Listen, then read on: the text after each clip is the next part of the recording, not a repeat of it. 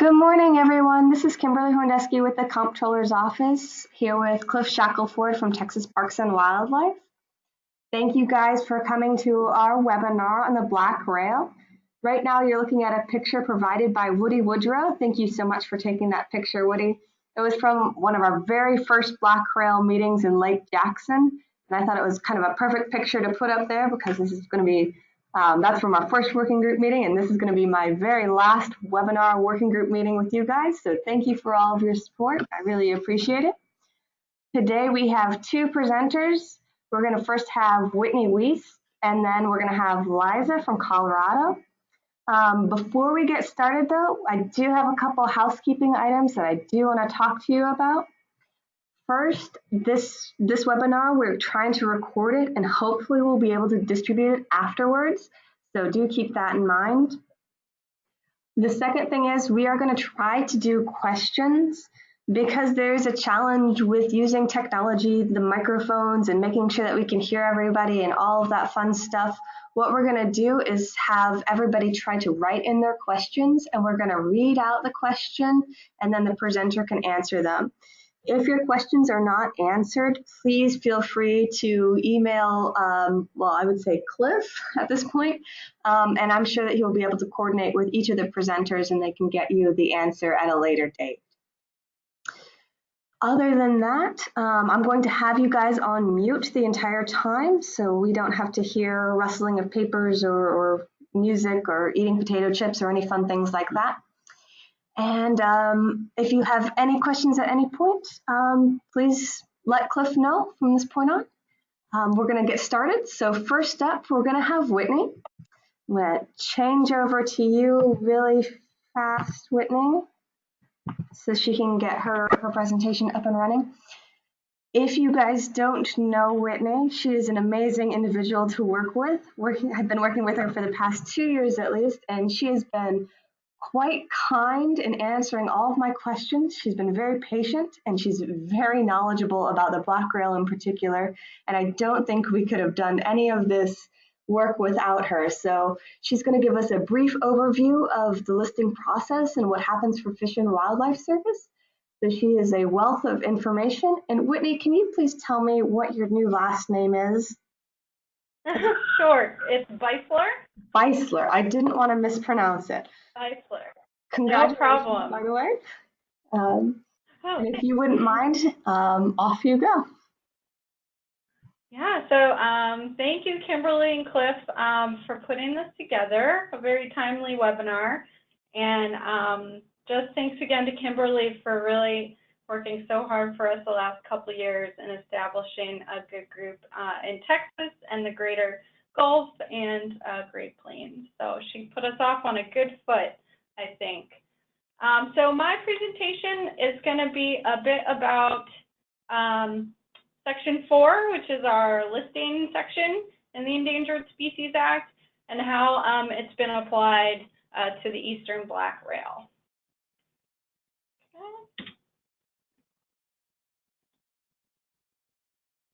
And for summer, okay, there we go. So just for quick overview, I apologize for the pixelated quality of this figure, but so Section 4 of the Endangered Species Act sets our requirements and standards for listing, and then there are several provisions within that provides citizen petitions, talks about recovery planning, designating critical habitat, and also allows for 4D rules, which identify protective regulations for threatened species specifically. And so the graphic on the left shows the two different ways that the service can reach a listing, through our discretionary review process or for the petition process. And we're going to focus on the petition process because that relates to Eastern Black Rail. So Eastern Black Rail is a petition species, and that's up in the red on the upper right. And so when we receive a petition for Black Rail that happened in 2010, our next step is to make a 90-day finding on the petition if further action is warranted, which we made in 2011 that we found substantial finding for the 90-day finding, which then kicked us into initiating a status review for the species. And so several of you already know there was a lot of backlog for workload and several court cases.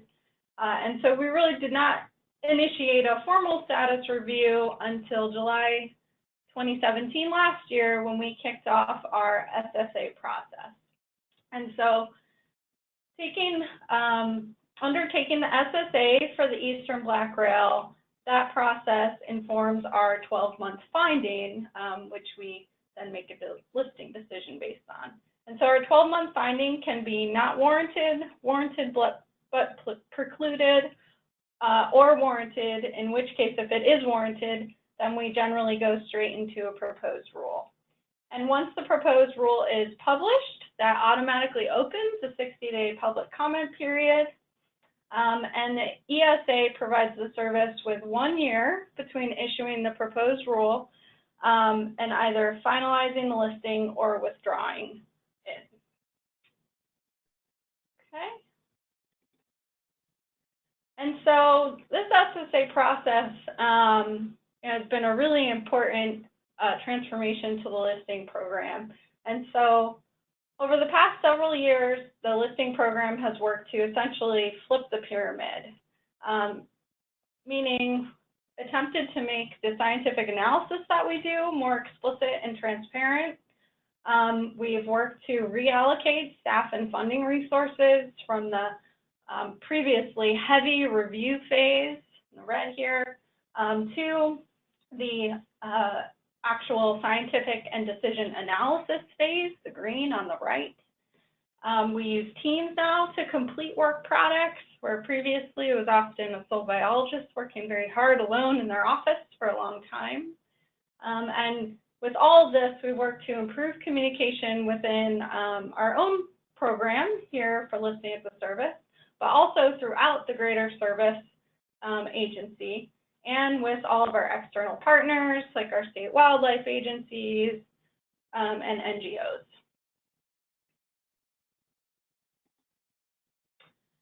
And so some of the ways that we've worked to flip this pyramid are by developing a national work plan that prioritizes species through a binning process, and by doing these SSAs, or species status assessments, that assess the biological status of a species. And just so not everyone's confused, sometimes when I refer to species here, it's the definition that's actually in Section 3 of our Act, which refers to either a species or a subspecies of fish or wildlife and plants, or it could, in some cases, refer to a distinct population segment of a vertebrate fish or wildlife species.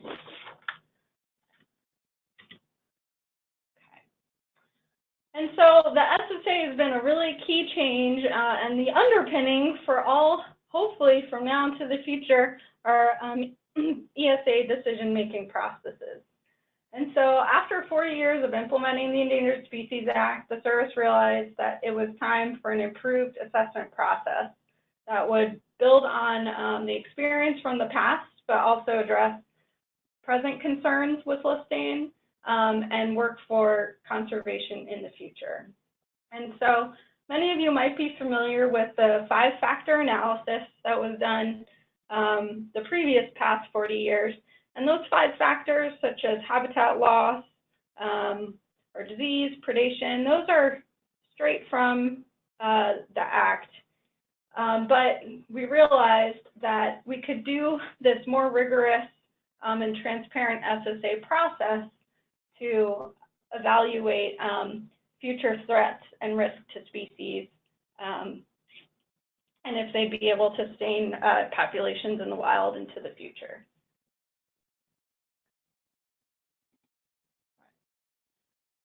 And so everyone talks about the SSA these days, and many of you, I'm sure, have seen this, but the infographic on the right shows the 3 fundamental stages now that we go through when we're looking to complete an SSA for a species. First is the species needs. So we compile and analyze information on the life history and ecological relationships that species has. And then we move into evaluating the current condition of the species. So what state is it in now, and why do we think it's in that state? And then looking at forecasting. So looking at what the future condition of the species might be when we look at all the different threats and do a risk assessment of those threats. And so it's built on the conservation biology principles of the 3 R's: resiliency, representation, and redundancy. Resiliency being the ability of the species to withstand stochastic events, redundancy, the ability of species to withstand catastrophic events, and then representation refers to adaptive capacity, or the ability of species to adapt to changing environmental conditions. So along with the development of the SSA framework, we've worked to improve our entire workflow, including additional objectives for transparency and consistency, not only for the analysis phase, but from start to finish of our workflow. So from project planning on the left-hand side of this graphic, all the way to the final signature surname process by the Fish and Wildlife Service Director on the right. So this change in process supported the distinct science phase that we have right in that big box, where we can collaborate on the SSA with states and other experts on the true science of the species. And it's very important to realize that this is a separate decision phase in our workflow. And so it's always important to remember when you see an SSA that it is not a decision document. So those two things are very separate. And so the separation between those may seem subtle at times, but it's a really key one. When we are able to keep the SSA as strictly a science piece, we get several benefits from that. That we can more objectively approach the SSA. We can work to avoid bias and preconceived assumptions about what an ESA decision maybe should be. And hopefully it just contains just the facts. And so this really enhances our opportunity to work with states and tribes and other federal agencies, NGOs, and academia in better understanding all the science surrounded our species at multiple levels. And so this diagram shows by the respective size of the boxes that we strive to spend the bulk of our time on the science, just like how that pyramid on the right-hand side, it was largest at the bottom, the science and the analysis portion.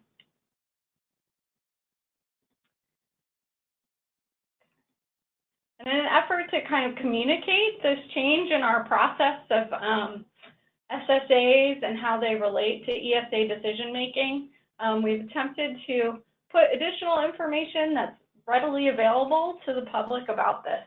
And so if you're interested in kind of reading about the history and where we're at now with this part of the workflow process that we do in the service, you can visit these 2 websites listed on the screen for more information.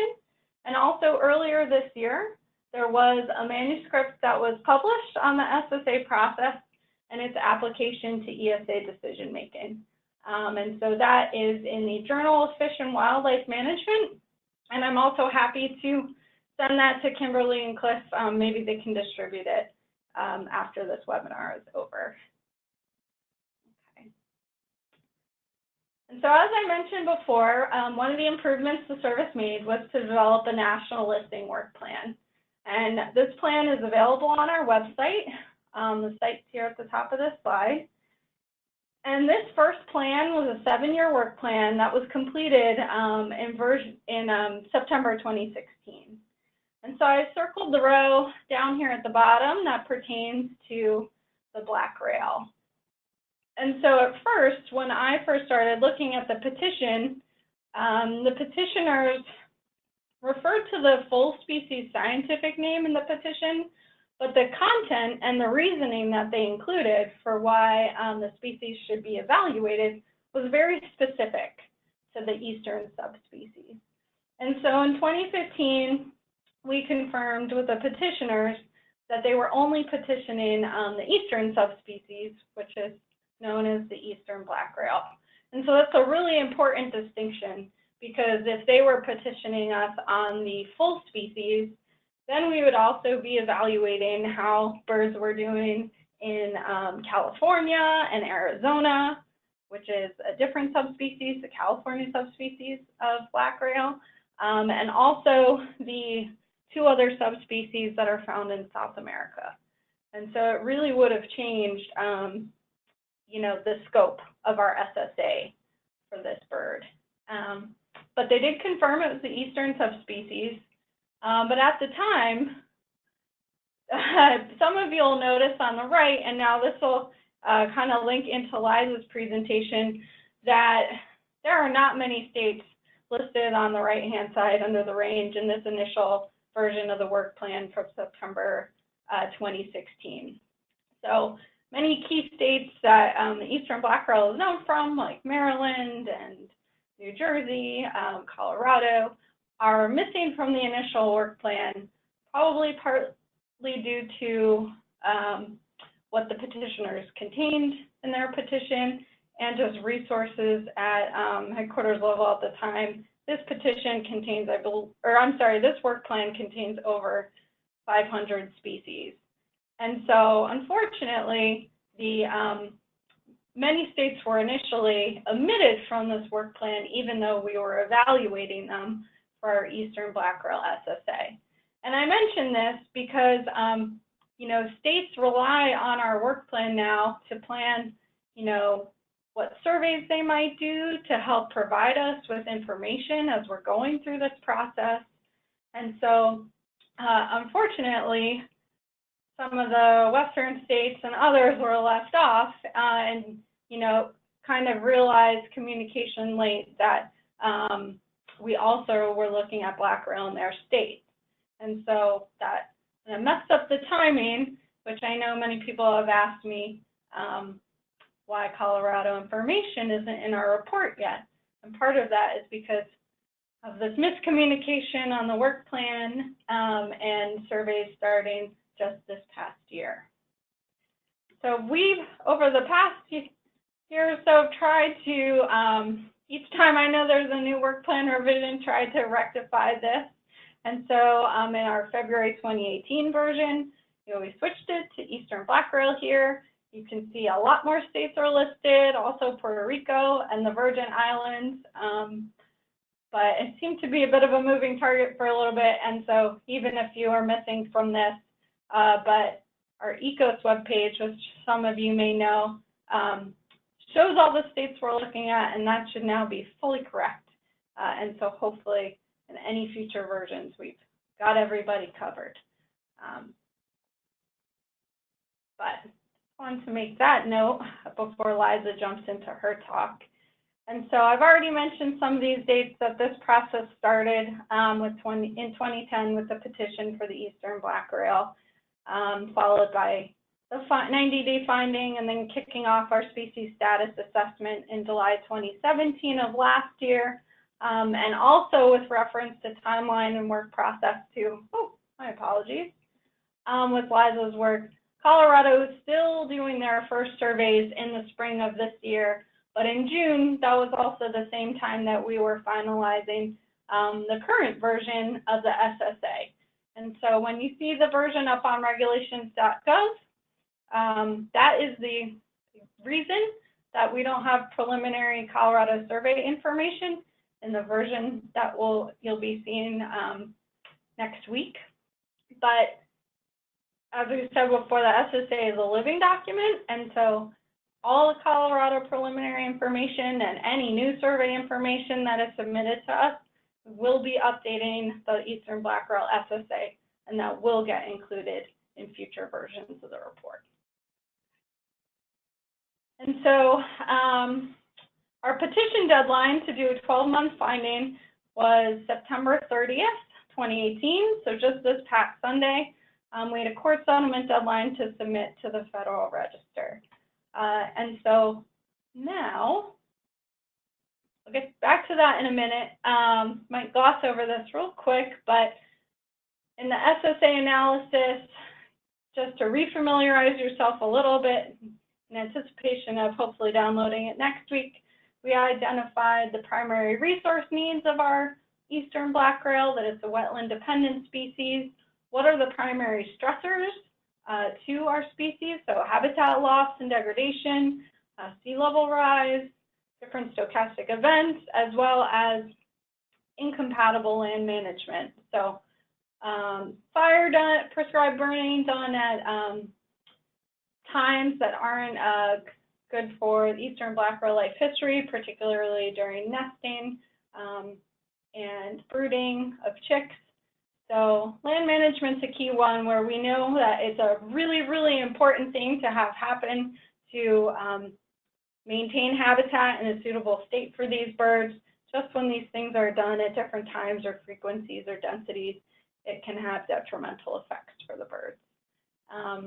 And then we also moved into analyzing the current condition and future condition by developing scenarios, as outlined in that framework infographic. And we contracted with the U.S. Geological Survey to do occupancy and projection modeling to look at the current condition and future condition pieces. Many of you saw the version 1.0 report back in January when I sent it to a very large list for partner review. At that time, we also sent it to 10 potential peer reviewers, and we received responses back from 5 peer reviewers.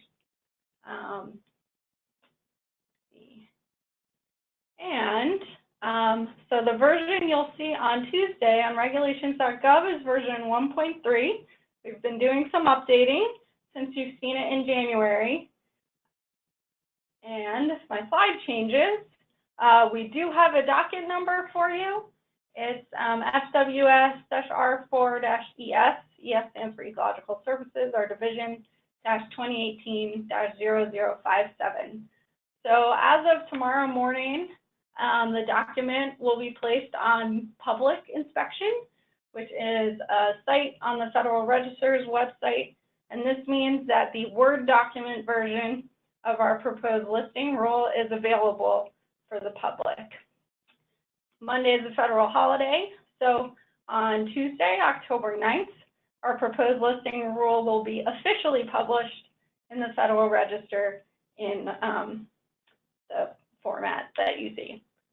So, and I also put up the link for after the date of publication of October 9th, they immediately move it to a different site, this one at the bottom. But many of you, I'm sure, are on our contact grid list and will be getting emails when everything is posted. And I believe that, yep, that's all I've got. So hopefully some repeat information that was helpful, but also some new information that was helpful for everyone as well. Thank you so much, Whitney. That was quite helpful, as always, with you. I do have a question for you, considering, well, no one else has written a question as of yet. My question would be, do you guys have, so Cliff and I have the ability to share information with large number of stakeholders that might be interested in this and have knowledge and expertise in black rail and management and all those sorts of things. Do you, by chance, have any questions or comments that you would like clarification for with the coming document being posted? Is there anything, or is this too soon to ask that? Just a little too soon to ask. Okay. But I appreciate it, and I do think we can definitely talk about tomorrow, perhaps, Okay. you know, ways to better engage, you know, people with the expertise for some things that might be helpful. Okay. Didn't mean to put you on the spot. Thanks, Kimberly. No worries. Okay. Does anyone else have any questions for Whitney? You'd have to type them in and we can read them out loud. Right now, we don't see anything. All right. Well, thanks, everyone. So I'm going to stop sharing my screen. Okay. Which I just clicked. Not a problem. Well, if you guys do have any questions later, please do just email Cliff and I'm sure, or Whitney, and I'm sure that they will be happy to answer those. Um, one moment. Okay. Okay. Okay, next up we have Liza Rossi. She's the Avian Conservation Coordinator for Colorado Parks and Wildlife. So take it away, Liza. Okay, thanks. Can you hear me? Yes, we can. Okay, and can you see my screen also? It's Eastern Black Rail occupancy in the southeastern Colorado results from 2018 pilot study. Yeah, that's it. Perfect. Yes, we do see it. Okay, great. Thanks. Well, I just wanted to say hello to everyone on the webinar, and just I'm glad to be here to talk about some of our findings or results from a 2018 pilot survey that we did this last spring. And before going further, I just really want to acknowledge that this was a collaborative effort. I'm the Avian Conservation Coordinator for Colorado Parks and Wildlife, but work broadly within our agency. I worked with our statistician, John Runge, on this project, as well as biologists and officers in the field, and then had a technician who did a lot of the surveys, and really want to acknowledge his work since he spent a lot of time surveying throughout the night.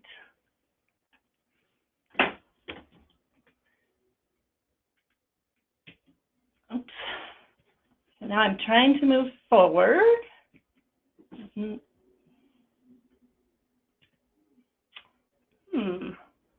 Screen is not moving forward. Sorry about this. It was working. Oh, there it goes.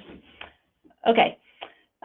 So this is a figure I think many of you have seen, and really the point of this was to kind of have the discussion that Whitney actually just went over earlier, that Colorado is in this really kind of little tip of what's shown as the breeding distribution. And although our agency was aware that we had black rails in southeastern Colorado, we were not aware of really the listing process, and really weren't aware of it until the 7-year work plan came out that Whitney mentioned.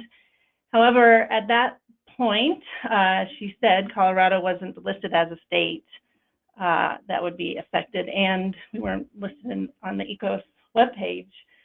So it really wasn't until later, and actually into 2017, with communication with the Services Region 6 office, that we understood that the birds in Colorado were going to be included in the status assessment and the 12-month finding. So with that, we are admittedly late to the game, but I do think that hopefully we've been able to gather some important information, and that's what I'm going to share with you today. So as Whitney said, the data call, they issued a data call in July 2017. And at that point, we really had very little data to provide. We had some eBird data, which is shown here, which the service had already compiled. And then we had some information from the second Colorado Breeding Bird Atlas. And I will note that the second Breeding Bird Atlas did include the black rail as a breeding bird in Colorado, but the first atlas only included it as a potential breeder. But the second breeding bird atlas clearly said that we had potentially an important population in southeastern Colorado. So we provided that information to the service. And then, as Whitney said, the service released its draft SSA to the states and other partners. This is the image from the draft, so things may have changed in the recent version. But once the draft was released, it really highlighted, I think, to us as an agency, kind of how important data from the inland populations would be. We knew this before, but when we kind of looked at these broad analysis units, it was clear that although the service had some information from Kansas for the Great Plains analysis unit of the inland birds, that data from one or two sites is hard and can be problematic in terms of extrapolating across a much larger geographic area. So at that point, we kind of understood how important data would be from Colorado in terms of conservation management and some decision making. And as an agency, we committed to surveys in 2018 and let the service know that we would be doing surveys and that we would hope to get them information for the species status assessment. However, as Whitney said, we were doing our surveys and they were finalizing their SSA. So at this point, our data are not included in the SSA, but we have sent a summary report to the service. So they do have at least these preliminary findings from the pilot year. So we did initiate a survey in 2018. We focused our efforts in southeastern Colorado, which is really the area most likely to have black rails. These are where the majority of the eBird locations are, and where, from talking with local birders and interviews, that where we have the most birds. We focused on public lands, partially because we have some really good habitat on public lands, some of the larger marsh areas, but also because of kind of the listing uncertainty for the species. So we focused on state wildlife areas and state parks, Benfold Fort, and any other kind of public lands that are available, although this is really largely a private landscape. And then we had some selected conservation easements that we surveyed. So since many of you on the phone or on the webinar are maybe not from Colorado and further east, I wanted to just show a map of Colorado to orient you a little bit to the area I'm talking about. The southeastern region where our surveys were completed is the purple down in the right-hand corner. You can see that the mountains are all in the central and western part of the state, and the eastern third of Colorado really is a plains system, part of the southern Great Plains, largely a short grass prairie ecoregion.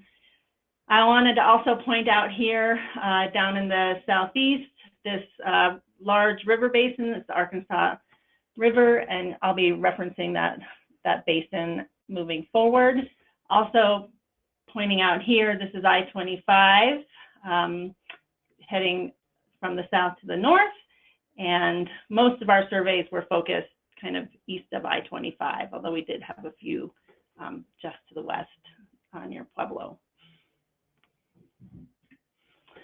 So as I mentioned previously, the land ownership on the Eastern Plains is largely private. We do have a good amount of public lands, BLM and Forest Service in the western and part in the mountains, but the Eastern Plains is largely private. So we focused our efforts on the small parcels of public lands that we had available. Our goal was to estimate black rail distribution in southeast Colorado using occupancy surveys and to determine the habitat associations in Colorado. Our specific objectives were to set up black rail survey routes and hoping to continue those into the future, to conduct multiple surveys. We're hoping for a minimum of 3 to estimate detection probability and occupancy, and to conduct some basic habitat sampling, trying to get at habitat associations because these areas are so different from many of the areas along the eastern seaboard where some of the research has been done. So in terms of our site selection, we worked with our GIS group to identify all emergent wetlands on public lands. And we did this using NWI mapping, and that was intersected with the public lands coverage. I did want to note that actually the Colorado Natural Heritage Program had recently digitized the NWI layer polygons and also updated some of the areas in the lower Arkansas River Basin, and that turned out to be important for us moving forward because they had updated some of the areas where we were working. We included all freshwater emergent wetland classes, all the PEM classes, regardless if they were either temporarily or permanently flooded. We just included them all to start. And then we did ground truth every potential site that had been identified to the GIS exercise. Some of them were no longer wetlands, and we did not survey those areas. We did add some sites from field knowledge, places where people knew of some large kind of cattail marshes. We added some that were not on the GIS layers. So in order to kind of help frame our surveys and help with the analysis later on, we defined a core area as the area within a 15-kilometer buffer from the Arkansas River on either side of the river. And this is from I-25 at Pueblo to the state line. So this is our core area. Everything outside of that area we defined as fringe habitats. And then we delineated marshes and estimated their size. This was a difficult kind of part of the project, I think, but we defined marshes as contiguous marsh habitat. So you can see in this photo here, this is where the marsh kind of extends around a little reservoir. And so the entire marsh would be included as a single marsh as long as it was contiguous, and the acreage would be defined, or the size would be defined that way. And we estimated the size regardless of land ownership. So although we were surveying on public land, if the marsh extended off of the public land, we estimated the size for the entire area. We used NWI polygons where they were deemed accurate, and as I said, some of the polygons seemed quite accurate because they were recently updated in 2015. Others that were mapped in the 1970s and 80s and then were not reflective of what was on the ground, and so in those cases we hand digitized the marshes using aerial photos. Whoops. Sorry. So this map just kind of shows you where we surveyed. That kind of pink in the area is what we're defining as core habitat.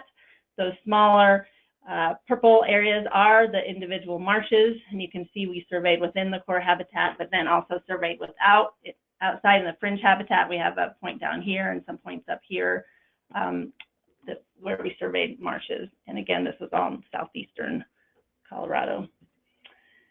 So we set up our surveys largely based on the National Marsh Bird Protocol from Conway, but I will note that I did make some modifications based on communication with Amanda Moore, and she was super helpful, so really appreciate all of her input. We had a 10-minute broadcast sequence with the first 5 minutes as a passive listening period, and then 5 minutes of species calls.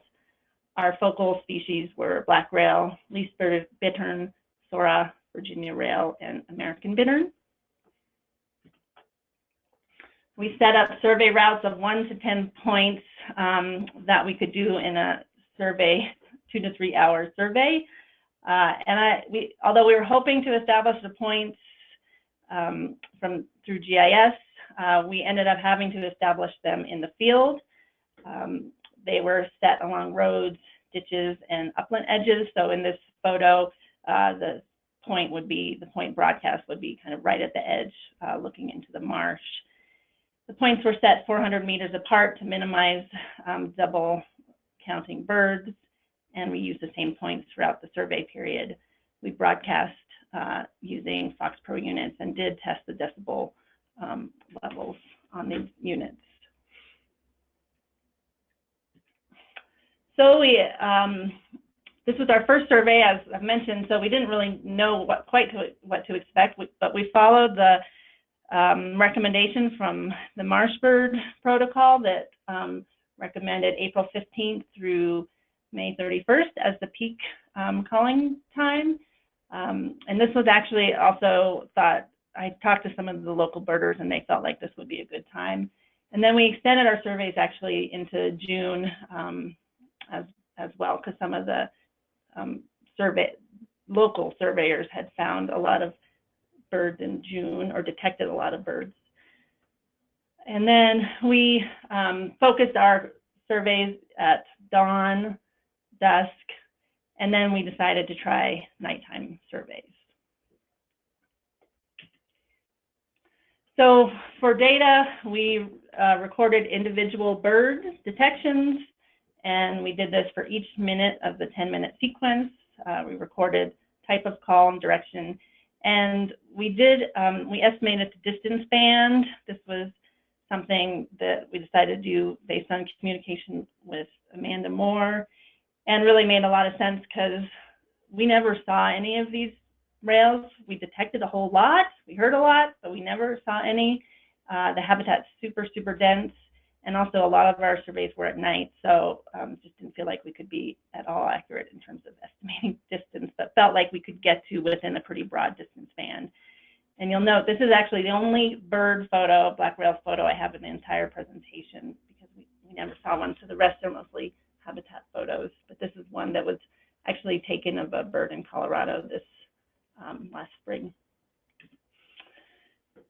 So we conducted a habitat assessment, and in looking through the literature and all the documentation, I found that the habitat measurement methodology was much less kind of standardized than the call broadcast survey methods. So since this was a pilot year, we tried various things, pulled from different places, and we did kind of figure it out as we went.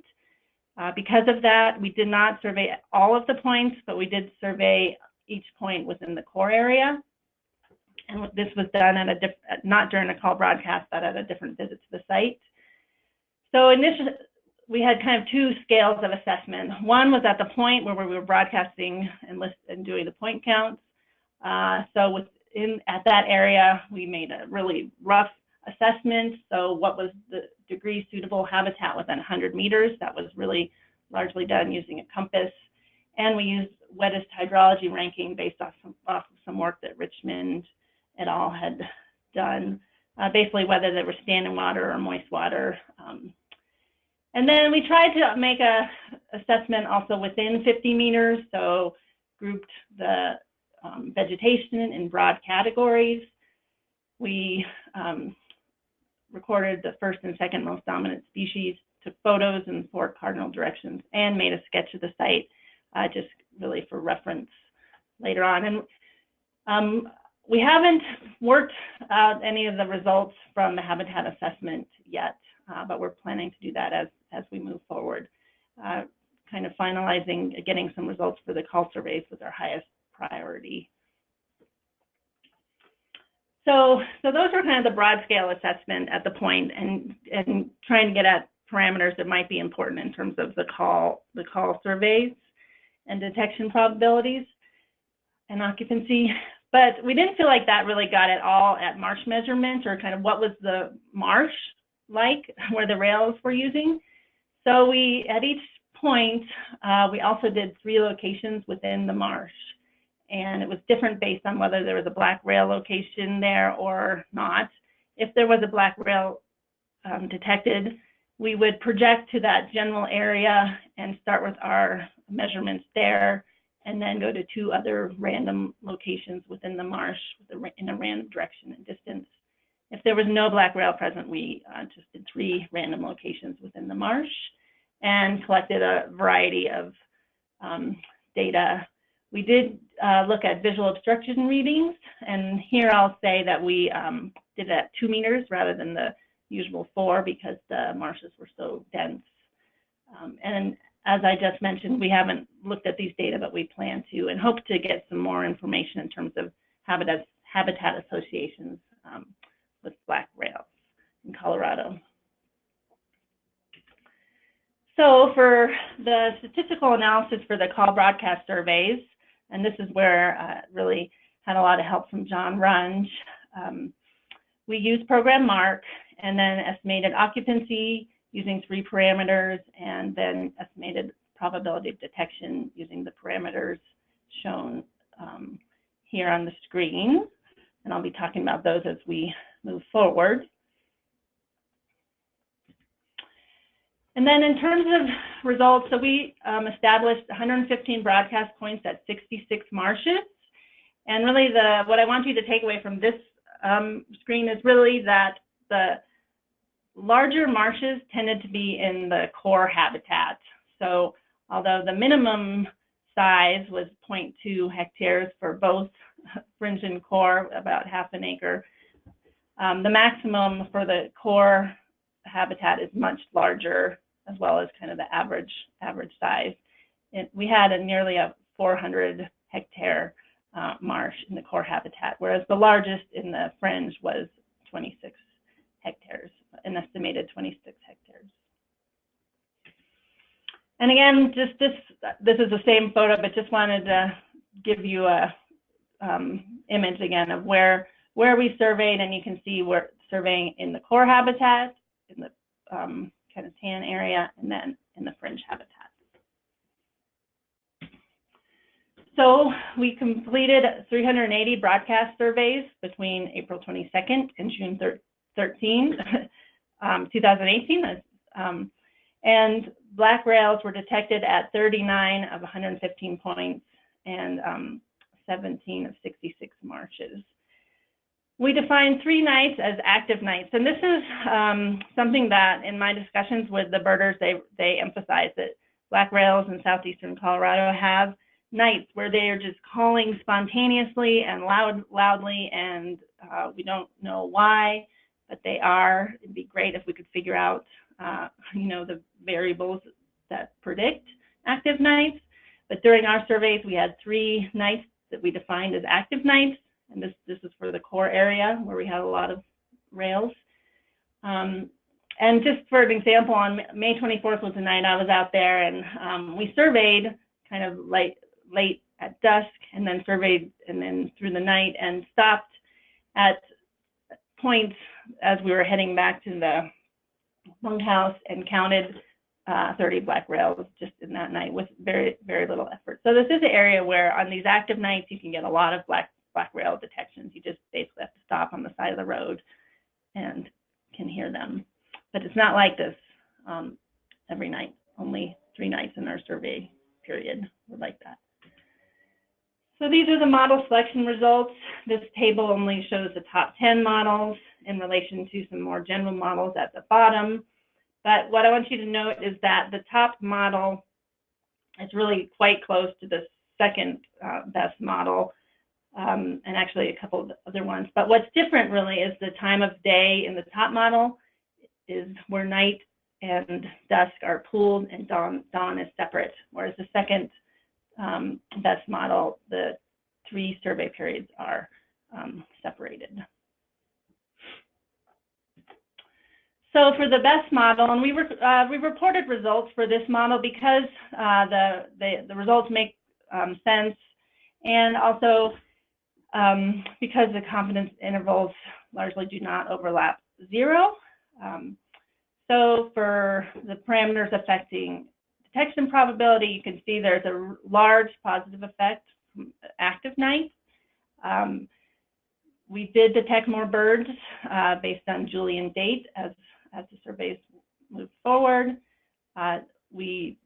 Dawn had a lower detection probability compared to a pooled dusk and night time period of survey. And then in terms of occupancy, there was a positive effect if the site was in the core habitat, and then also size of marsh, estimated size of marsh had a positive effect as well. So this figure shows the logit scale estimates that are back transformed to the real scale estimates, just to kind of illustrate the effects of the parameters. And you can see here on active nights, which is a green line, really high detection probability. However, on more normal nights, and these are the nights we should plan for when doing surveys because you can't predict the active nights, we also had higher detection probability at dusk and night versus the dawn, which is the red line down below. And we did see actually an increase in detection probability as the surveys went on. So I think moving forward, we would survey, definitely keep surveying into June.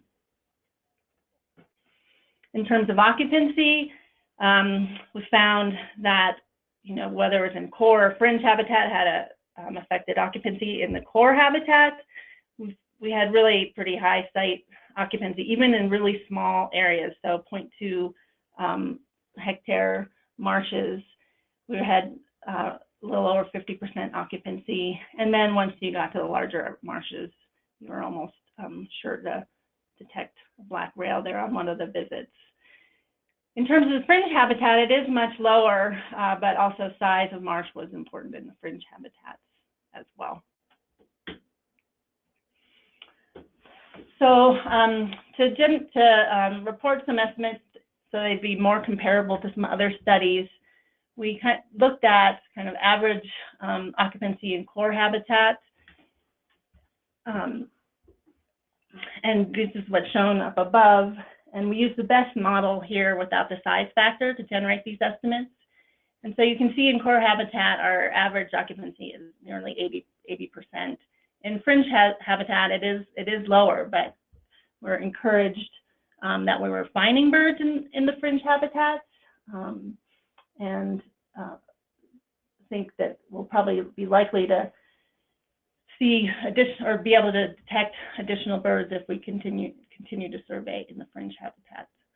In terms of detection probability, I think the normal detection probability estimates are more informative than the active nights, but you can see for dusk and night, we had pretty decent detection probabilities. They're higher than some of the recent work done by Tolliver in Texas, but then our dawn detection probability was lower and more similar to some of the recent Texas work. And then active nights, probability just jumped up. So kind of in the future, where are we going?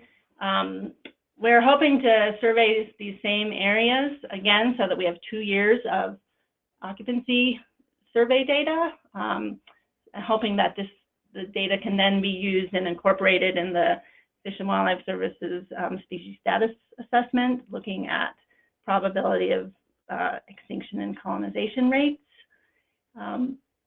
We are discussing surveying across a broader area in eastern Colorado, possibly going to northeast Colorado or some other areas where we've got similar habitats.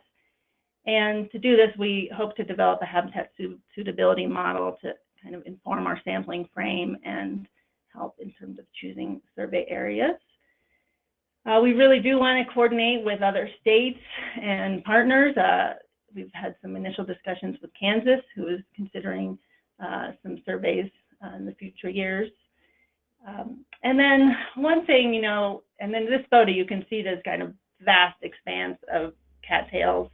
This is what some of our marshes look like.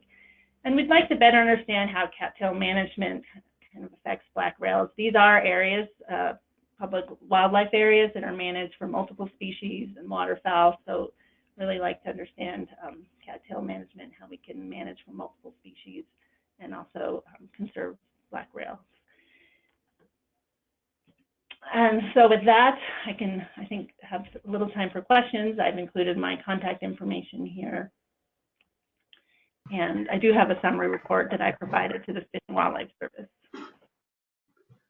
Great, thanks, Liza. And there's her email. Are you able to share that report with people that asked for it via email? Yeah, I can do that. So if people are interested. Great. Yeah, and I will stress that these are the results from our pilot survey year, and we're hoping to get some more information moving in the future. But yeah, I'm happy to share the report.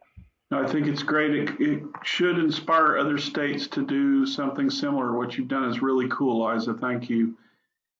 Any questions for Liza? I don't see any typed in. I have some, Liza. Could you tell us what were the conditions like during your nocturnal surveys in Colorado? I'm curious about biting insects, cool temperatures. Are you wearing jackets? I mean, that's not something we wear in May and June on the Texas coast. And did you have any curious humans? I'm guessing you're out there with headlamps and Q beams and stuff. And I'm just curious about the biting insects, jackets, and crazy humans. Well, we may have had some curious humans, but this is a area where there's a fairly low human population where we were surveying, and didn't really run into any issues there. They are cool nights, so generally, we were in jackets. However, we have really nice survey conditions. It sounds like compared to you guys have in Texas, we don't have snakes or alligators or whatever. We did not have to worry about that. And actually, the initial survey period was we had relatively few biting insects as well. They did come on later as you get into June though. But the night surveys were quite peaceful and nice. But they are in the middle of the night. Okay, cool. One other question. What farming practices did you observe along the Arkansas River, and how compatible was that with your wetlands with black rails? The farming practices? Yeah, I mean, are tractors rutting things up, or are they getting in the way, or is it compatible completely with black rails? No, I think the marshes that are there, I think are largely there and going to be there. I don't think the agricultural practices in terms of cultivation are affecting marshes at this point. What does affect the marshes and the kind of the marsh expanse and the area that's available to black rails is our water levels. These areas, these really large cattail marshes are associated with John Martin Reservoir, which is a large reservoir along the Arkansas and is used for water control and irrigation. And this year, actually, because Colorado is going into a drought, they stored a lot of water in John Martin this year, which backed up water fairly high into areas that haven't been flooded in the past. And then other areas, the water's way down. Other years, the water's way down, and so you have more kind of shallow water areas available to black rails. So I think more water management is different. Okay. With the effect of these areas more than actually cultivation. But that's just my initial thought. Okay, great.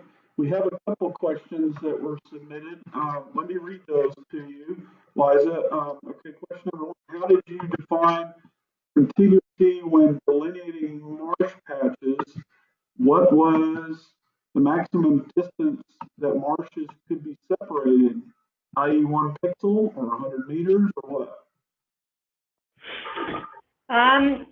So it was definitely more than 100 meters. It was, they were separated by a fair amount, but that rulemaking is a difficult kind of issue to get at, and that's somewhere where I think we really could improve our work moving into the future. I'd like to collect marsh size in the field, whether it's using a GPS, or although some of the marshes are really large and would be really hard to map using GPS, or potentially, with new technology using drones or the unmanned aerial vehicles. But the rule set of defining marshes is difficult, but they were separated, by, I don't know, at least 500 meters. Okay, great. Another question is about your nocturnal surveys. Was there background noise issues with frogs? We can't read the rest of it, but maybe frogs, machinery, any background noise issues to detect the black rail?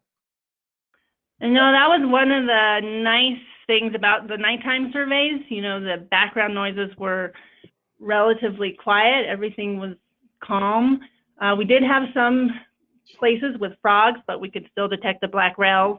I do think that's one reason why our detection probability at dawn is lower, is because at dawn you've got all the marsh birds out there singing, and it's really loud just with bird noise.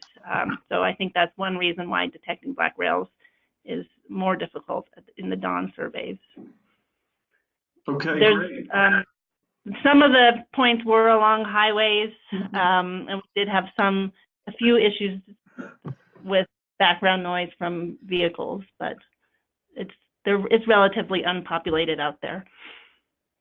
Great, Liza. I want to come help in Colorado. Yeah, no, it's really neat area, really neat marshes. Perfect. Well, we don't have any more questions right now for Liza or Whitney, but if you guys do have questions at a later point, or you just think of something, well, Amanda just said she wants to join you too, Liza, so she's going to be packing her bags and heading to Colorado to see you.